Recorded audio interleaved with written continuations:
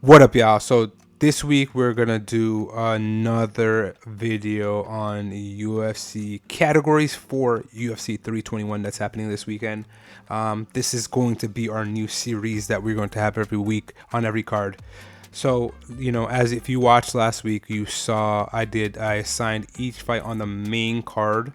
We assigned a category describing what type of fight I think we will see, and we're gonna do the same thing again this week. Okay, we're gonna do the same thing this week.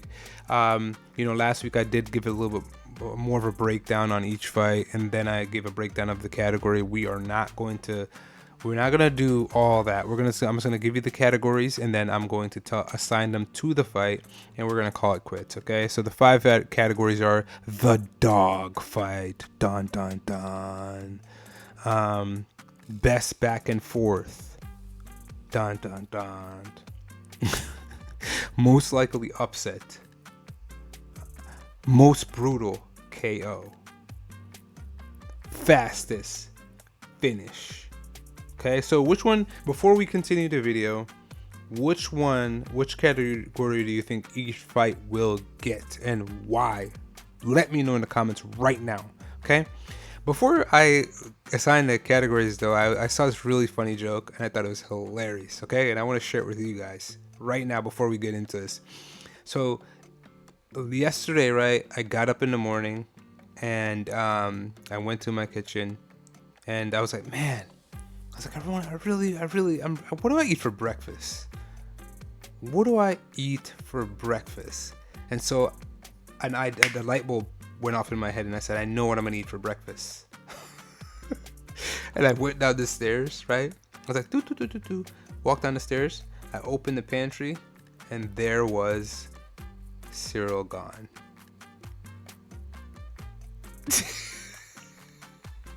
Get it? Because I wanted cereal, but my cereal was gone. cereal gone. Cereal gone. Woo, woo, woo. So, I thought that was a good one. And I didn't make it up. It's not original. I didn't make it up myself, but it was a very funny joke, and I laughed for hours, actually. I was laughing for several hours about that joke, and I said, man, I got to share this with the guys, I got to share this with you guys. And so I know you guys are still laughing as I'm talking right now, so I'll let you gather yourselves, and we're going to jump right into this, okay? So the first category, I'm going to get this one out of the way because I find this to be outrageous. Okay?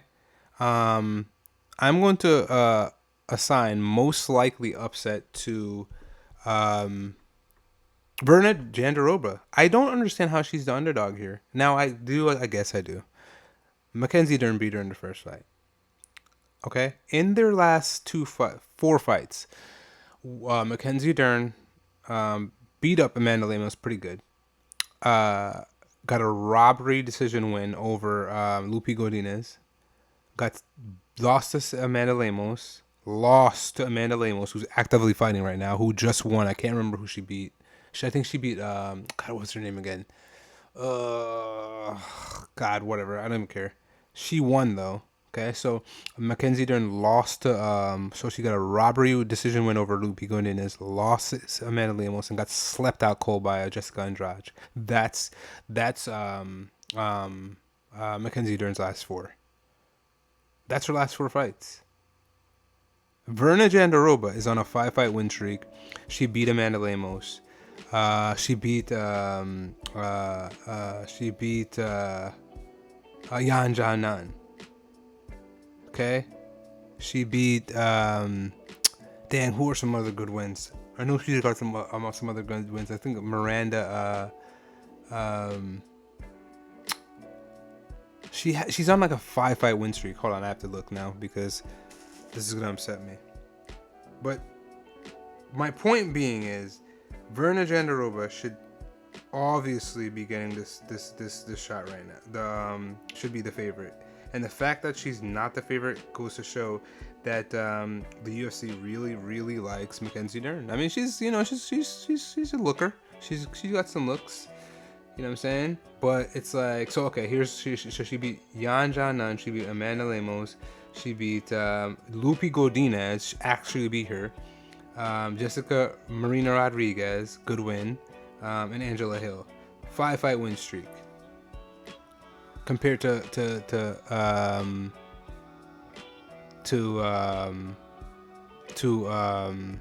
Mackenzie Dern. Mackenzie Dern has improved in the striking department. I will give her that. But this is going to be a battle, a grappling battle. This is going to be a grappling battle, and I do think that Verna Jandaroba has improved, and I do think she, in her last fight, she's shown levels, whereas Mackenzie Dern has just gone back and forth with losses and wins, and I do think you're going to see a difference. I do think you're going to see a difference. I do think you're going to see the evolution of Verna. She sees everything. If you know what I mean. If you know, you know. She can see everything. In all directions. But, the point being is she did the most likely upset will go to Verna Jandaroba on this main event card, this main card. The next one we're going to talk about the best back and forth fight. The best back and forth fight will go to Mario Batista and Umar Nurmagomedov. Now, on this entire card, the main card, right? I do think that this fight will be the best, most, I want to say even. Yeah, I'll say evenly matched, because I don't think there's going to be a finish. I just think that Umar is just a little bit better than Mario Batista. And I don't say he's comfortably better than Mario Batista.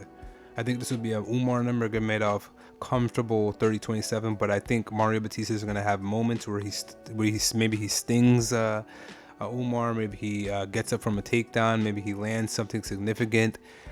Each round, I think he'll have a couple moments. I just think that Umar is just going to be too much for him all around. I already said in my my prediction video, that Umar is a better boxer. He has more dynamic kicks. He's a better grappler. I do think that he's just better everywhere. But I do think that Mario Batista is game, and he will give Umar the test that Umar needs. Okay, so that the best back and forth fight award or category goes to Umar Nurmagomedov versus Mario Batista. On to the next one, the dog fight. We will see Volkov versus Almeida in the dog fight of the main card. I do think that Almeida will get a finish. I do think that he's going to finish the fight by submission. I think late second round, maybe early third. Up until that point, I do think Volkov will be game. He will be able to get back up. I do think that Volkov will actually make it hard to even, I could see him stuffing some takedowns. Not early, not right away. I think first round, Almeida will have a lot of success. But I think as the fight goes on, I think Volkov will start to kind of, have some more success with that jab, with those rangy strikes, keeping Almeida at bay. That knee stomp, the jab, maybe high kicks, body kick, teeps, different things like that he'll use to keep Almeida at bay. I think he'll cause some damage to Almeida. I think the fight will be fun up until, Almeida does get him down and submits him. And I do think that Almeida has a chance to submit him early. I don't think that will happen. I think Volkov has improved his takedown defense. I think he's improved. He's more well-rounded. I do think that he'll make this a tough fight for Jailton Almeida. So the dog fight of the main card, just the main card, because I do think that Ludwig Klein versus Mateus Rebecki will be the dog fight of the entire card. That's going to be a war, a tactical war, right? Like where we will see Rebecki.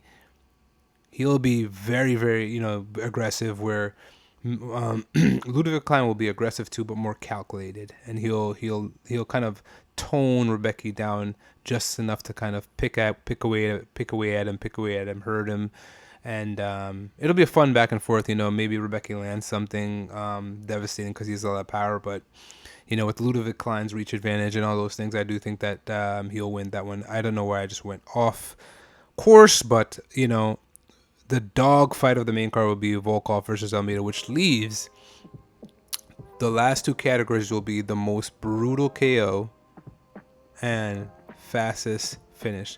The fights that we have left is Azamat Mirzakhanov versus versus Alexander Rakic, and Tom Aspinall versus Cyril Gahn. Did I already tell my Cyril Gahn joke? I hope I didn't restart this video and forget to tell my Cyril Gahn joke. It was a very, very funny joke. Both of these fights have the chance to end in a brutal KO or end quickly. Both of them do. I just think that Tom Aspinall, when he is finishing fights, right? If you look at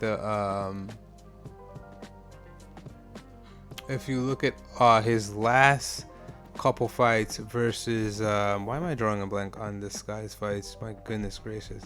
So his fight versus Curse Blades, Pavlovich, Tybura, Volkov, Aspinall, Spivak, literally all of his most recent fights. I think that you will see that they're not necessarily ending in brutal fashion, but he's ending them quick. It's like flash, like, oh my god, I just got hit and I'm on the ground. I don't even know what happened. Type of knockout, Which is, it is brutal. Don't get me wrong, but I think Azamat Murzakanov, I think that he is going to land something that's going to curl up Alexander Rakic and have Alexander Rakic laying on the ground for quite some time. He's going to need help getting back up to his feet. Once he does get back up to his feet, I don't think he's going to know where he's at. Rakic, here's the thing. When he fought Magomed Ankalaev, right? When he fought Magomed, he was on the retreat, basically. He's on a back foot. He was throwing up some good strikes. Could have even won. You could have even given him round one, to be honest. He was on a back foot, though, a lot. He did not press the action. He did not want any smoke. He didn't want to get countered. He didn't want any of that, right? Because the fight before that, Yuri Prochazka, he was beating the shit out of Yuri until he wasn't. Yuri locked in the second round and just started marching him down, started landing that nasty jabs, and just KO'd him badly. Before that, Jan Blachowicz beat him by KO. I think it was like a leg injury or something like that, but I think the Yuri fight, I think it was in his head, getting knocked out. Now he's fighting another power puncher. We saw him fight a power puncher in Magomed, and he wanted no smoke. Another power puncher in Azamat. I know Azamat isn't Magomed and hasn't fought the level of competition yet, but he has a lot of heat in his hands, and I think Azamat will move forward. He will push forward, and I do think that at some point he will catch. I think I predicted like a late second round KO. I think he'll press Rakic, and I think he will touch that chin, and I think Rakic will go down. Rakic, I think, needs to entertain moving up. He needs to entertain moving up because I think he's a big, strong guy, a big guy. He's quick. I think he'd be fast at heavyweight. I think he'd be agile at heavyweight. I think he's rangy. Whereas the heavyweights, a lot of them are fat and just worthless. Like, literally, he'd be in better shape than 90% of those guys. And he's huge for light heavy. I think that he would fill very easily into heavyweight. I think Rakic needs to go for it. Whereas him staying at light heavy, I think his time there has come to an end.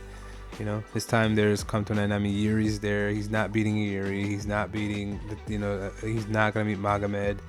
I don't even think he beats Alberg. I think Alberg sleeps him, badly. So I think where he has the advantages at heavyweight would be speed. He can grapple. So I do think that this is something that Rakic needs to entertain. As far as fastest KO, that leaves our guy Tom Aspinall will get the fastest either knockout or submission victory in this fight. I think he'll do it inside of 3 minutes. Cereal gone. My cereal's gone. He went to the pantry, opened it up. My cereal's gone. I think that cereal gone. I think he's gotten better. But, and I think, listen, I think that the footwork will give Tom Aspinall problems. I said it in my prediction video. I think it will give Tom Aspinall problems. But Tom Aspinall will have problems until that one straight right lands down the middle. Once that lands, it's over, man. Or if he decides, I'm just going to shoot in and take you down and strangle you.